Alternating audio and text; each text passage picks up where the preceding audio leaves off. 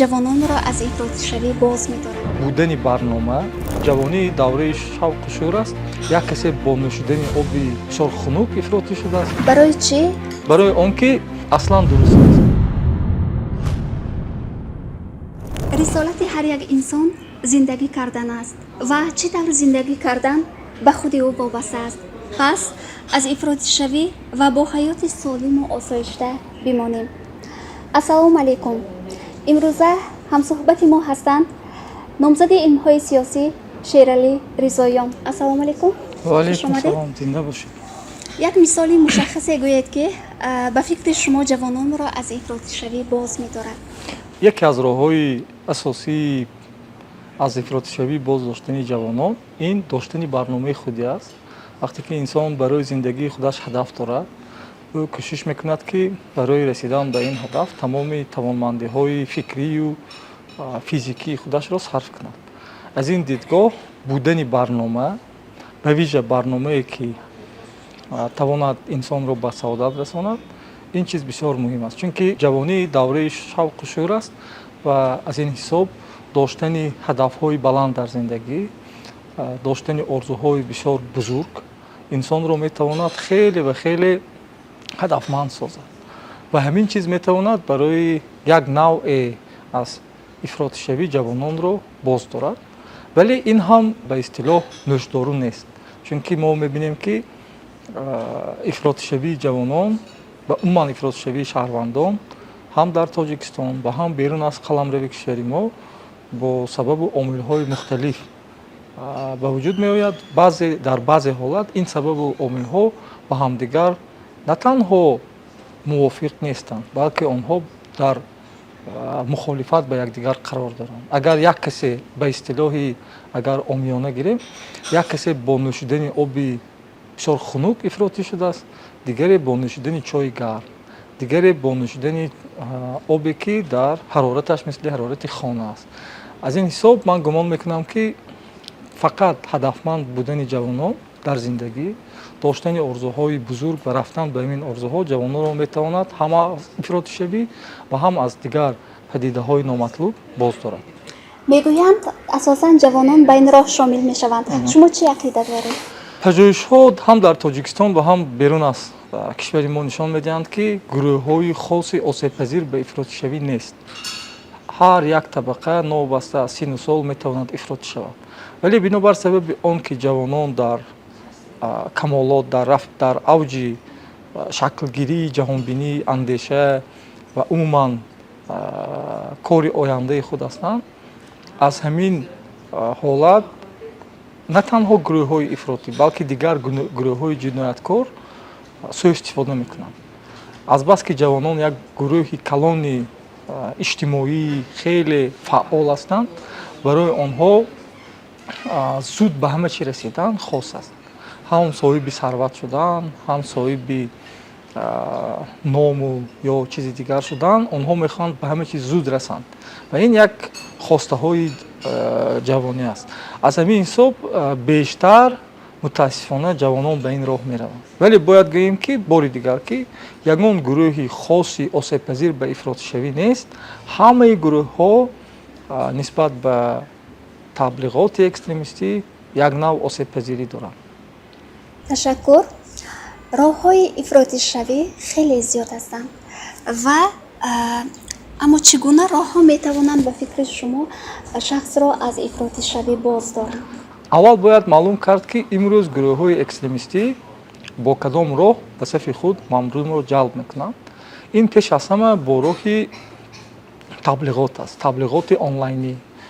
азбас ки ҷомеаи иттилоотӣ дар кишвари мо фарогир шудааст ва ҳар кадоми мо аз дастовардҳои ҷомеаи иттилоотӣ бисёр васеъ истифода мебарем, табиист ки ин чиз аз ҷониби гурӯҳҳои ифротӣ васеъ истифода мешавад. яъне шабакаҳои иҷтимоӣ ва дигар барномаҳои паёмрасон ки барои гуфтугӯ бо хештабор, намедонам, барои пайдо ва дарёфт намудани барномаҳои мухталифи омӯзишӣ истифода мешавад. ин чиз низ аз ҷониби гурӯҳҳои экстремистӣ мутаассифона истифода мегардад. вале ба назар бояд гирифт ки шабакаҳои иҷтимоӣ ки дар он ҷо таблиғот аст, инҳо худшон абзор ҳастанд. яъне ин ба монанд ба ин аст ки агар мо як корди бисёр тезро ба дасти як кӯдаки хурдсол диҳем, вай ҳатман ба худаш ҷароҳат мерасонад. вале агар кор дар дасти як кадбону бошад, мо ҳатман мебинем ки як хӯрок ва чизҳои бисёр болаззат пухта мешавад. агар кор дар дасти ошпази моҳир бошад, пас вай намудҳои гуногуни хӯрокро мепазад. ва ё ин ки кор агар дар дасти мутахассиси соҳа бошад, вай метавонад аз ин чиз яъне кор ба мазмуни чизи тез даҳҳо намуд ҳунар аз ҷумла манаин кандакорию чизҳои дигарро офарад. яъне чӣ хеле ки кортро истифода баранд, вай ҳамихел натиҷа медиҳад. бинобар ҳамин шабакаҳои иҷтимоӣ низ азбас ки имрӯз ба василаи асосии ҷалби шаҳрвандон табдил ёфтаанд, барои пешгирӣ бояд боз ҳам аз худи шабакаҳои иҷтимоӣ истифода кард, ба вижа офаридани ривоятҳои алтернативӣ ва ба вижа ривоятҳои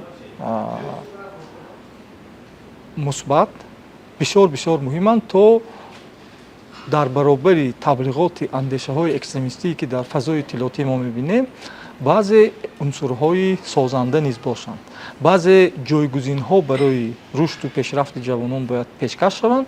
ин чиз ҳатман натиҷа меорад. барои чӣ? барои он ки худи ифротгароӣ ин як навъи ҷаҳонбинӣ аст.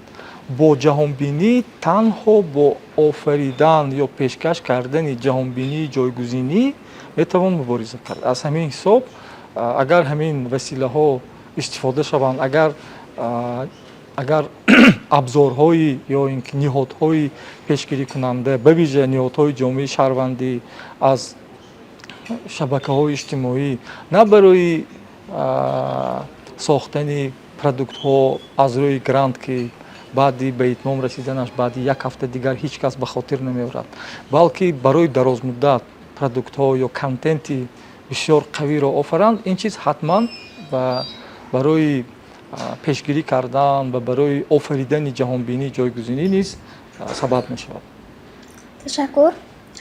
ба фикри шумо барои чӣ номи Тоҷикистон ва доиши Хуросонро дар расонаҳо баробар меҳисобанд? дурусттараш баробар истифода мебаранд, барои он ки вақте ки мо дар бораи ҳамин мавзӯъ суҳбат мекунем, дар давоми 2 соли охир бо назардошти ин ки шаҳрвандони Тоҷикистон дар як идда амалиётҳои даҳшатафкании доиши Хуросон ширкат доштанд, ҷомеаи ҷаҳонӣ, расонаҳои байналмилалӣ ба шаҳрванди Тоҷикистон будани ҳамин афрод бисёр бисёр таъкид мекардагӣ шуданд. ба ибораи дигар, якҷо овардани номи Тоҷикистон ва доиши Хуросонро мо аз рӯи формулаи худшон сохтанд, худшон паҳн карданд ва худшон ба он бовар карданд метавонем истифода кунем, зеро ки аз рӯи хабарнигории байналмилалӣ, ба вижа стандартҳои ин хабаргузории байналмилалӣ таъкид кардан ба номи як миллат, ба номи як давлат аслан дуруст нест. вале мо мебинем ки якҷо овардани номи Тоҷикистон бо доиши Хуросон ҳадафмандона иҷро мешавад, чун худи доиши Хуросон як лоиҳаи бузурги ҷеополитикӣ аст ва дар паи худ ҳадафҳои муайяне дар қаламрави Осиёи марказӣ, ба вижа дар Афғонистон ҳам дорад. бинобар ҳамин ба чолиш кашидани номи Тоҷикистон ин як нав офаридани баъзе ноҳамвориҳо ба сиёсати усулии кишвари мо дар самти муқовимат бо терроризм аст. чунки Тоҷикистон яке аз дастандаркорони раванди душанбе дар арсаи байналмилалӣ аст. раванди душанбе чи аст? раванди душанбе ин силсилаи конференсҳои сатҳи баланд ҳастанд ки бо иштироки мақомдорони сатҳи болоии кишварҳои гуногуни дунё зери партави созмони милали муттаҳид баргузор мешаванд.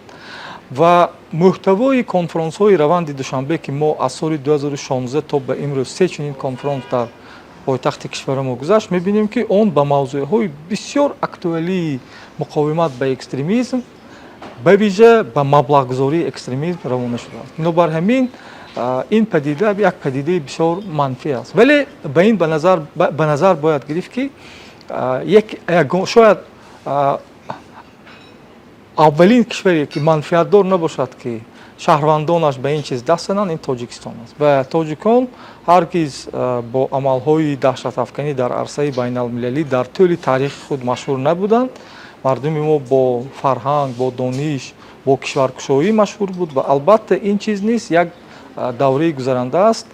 Вале бо назардошти бозиҳои бузурги геополитикӣ ки имрӯз дар минтақа мо мебинем, хаччадор кардани иқдомҳои Тоҷикистон дар самти муқовимат ба экстремизм ва зикри пайдарпаи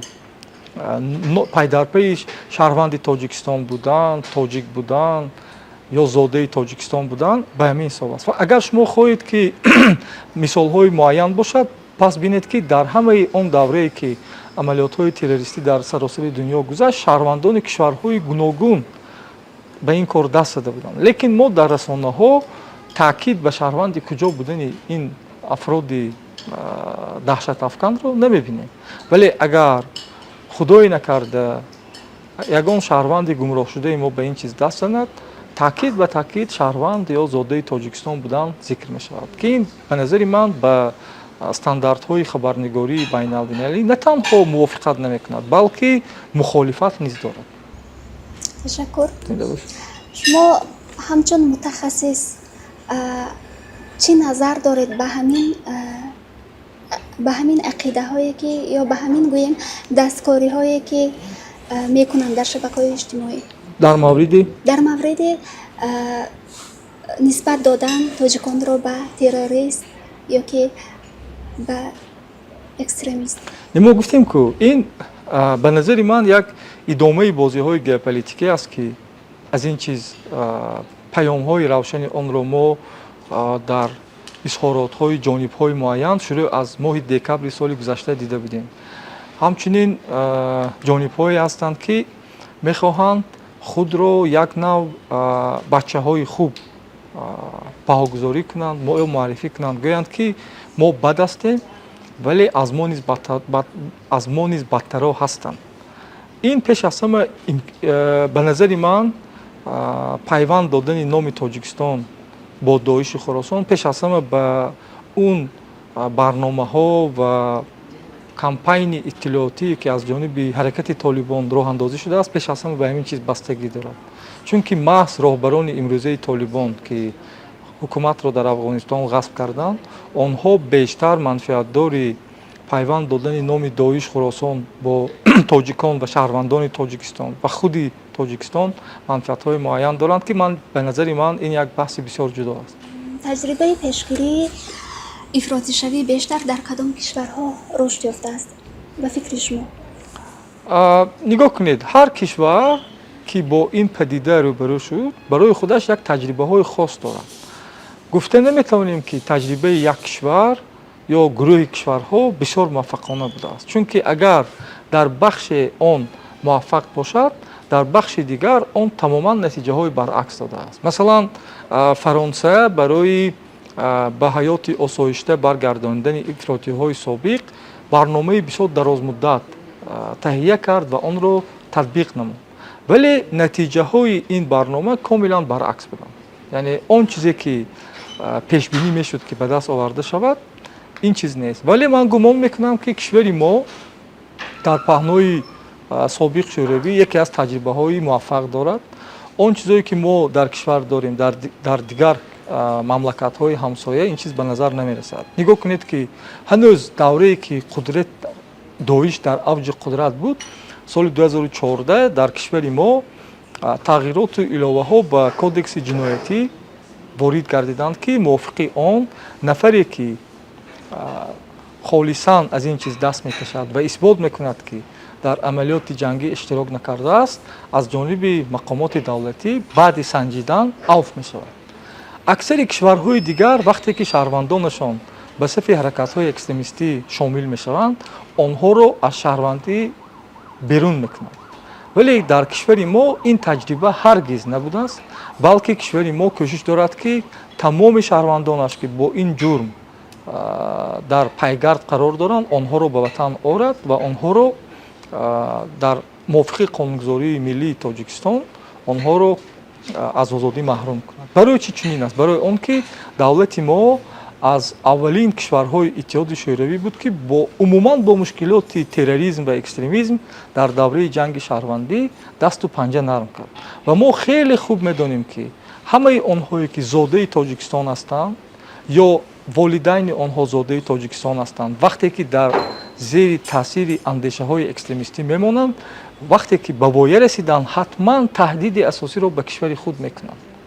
Мо мебинем ки тақдири он кӯдаконе ки дар солҳои 90 аз Тоҷикистон ба Афғонистон ва аз он ҷо ба кишварҳои дигари мусалмоннишин рафта буданд, ҳамаи онҳо баъди ба воя расидан, як бахши бузурги онҳо ба сафи созмонҳои террористӣ шомил шуданд ва ба кишвари мо, ба субот ва амнияти кишвари мо таҳдид доранд. Ва аз ҳамин ҳисоб аввалин шуда аз кишварҳои ҷангзада, ба вижа аз Ироқ, баргардондани занон ва кӯдакони собиқ узви Доиш низ дар Тоҷикистон амалӣ шуд, ки дар 3 давра ба кишвар оварда шуданд ва баъди нигаҳдории муайян бо омӯзишу таҳқиқоти онҳо ва умуман ба ҳаёти осоишта мутобиқ кардани онҳо ба хонаводаҳои худ баргардонда шуданд. Ва вижагии дигари ҳамин таҷрибаи Тоҷикистон дар ин аст ки агар дар кишварҳои дигар созмонҳои ҷамъиятӣ, созмонҳои байналмилалӣ барои ба ҳаёти осоишта баргардондани онҳо кор карда бошанд, пас дар Тоҷикистон бо ин кор танҳо мақомоти давлатӣ кор карданд.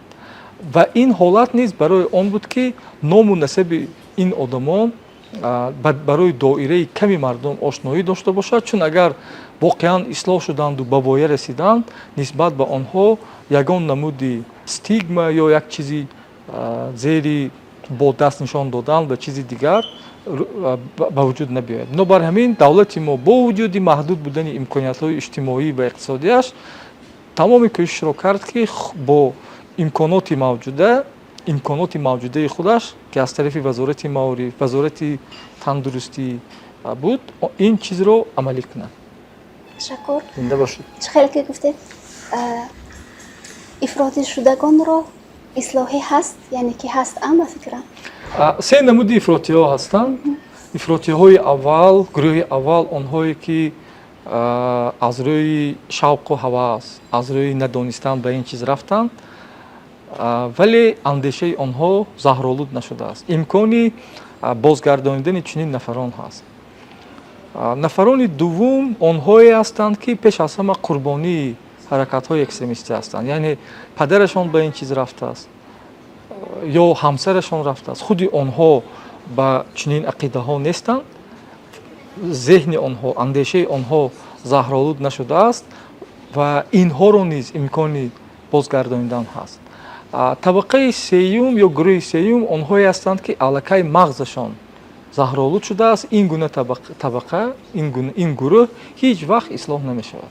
Ду гурӯҳи аввалро ислоҳ кардан мумкин аст, гурӯҳи сеюмро имконият надорад, чунки онҳо аллакай ҳуввияти онҳо, бофтҳои ҳуввиятии онҳо комилан тағйир кардааст, ки ин раванд барои онҳо бебозгашт аст. Ташаккур. Ба бинандае ки ҳозир моро мебинад чӣ гуфтанӣ ҳастед? Таманниёти ман барои шумо дӯстони азиз ин аст ки ҳеҷ вақт бо ҳамин мушкил, бо ҳамин падидаи номатлуб на худи шумо, на хонаводаи шумо ва на нафароне ки дар муҳити атрофи шумо кору зиндагӣ мекунанд ба ин чиз рӯбарӯ нашаванд. Ҳамеша ҳаёти осоишта ва ҳаёте дошта бошед ки тавонед дар он хостаҳои худро бароварда кунед. Раҳмат. Суҳбате доштем бо номзади илмҳои сиёсӣ мутахассис Шералӣ Ризоён. Ташаккур. Зинда бошед.